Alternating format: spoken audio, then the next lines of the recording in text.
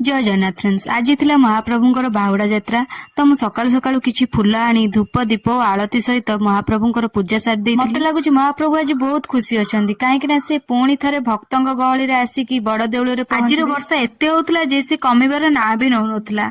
आ ए वर्षा को खातिर न करी मु छता नै बाहरी गली बाहुड़ा यात्रा देखिबा पई। आ मु रथ पाखरे पहुंचबे बेलकू रथ सजासजी कार्य चलतिला।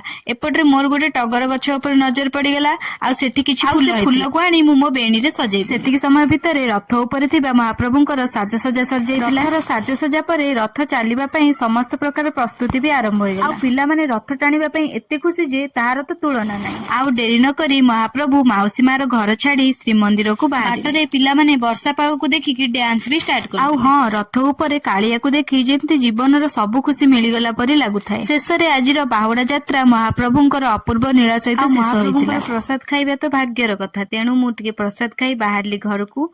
आपण सहित देखा नेक्स्ट वीडियो रे। रहुची जय जगन्नाथ।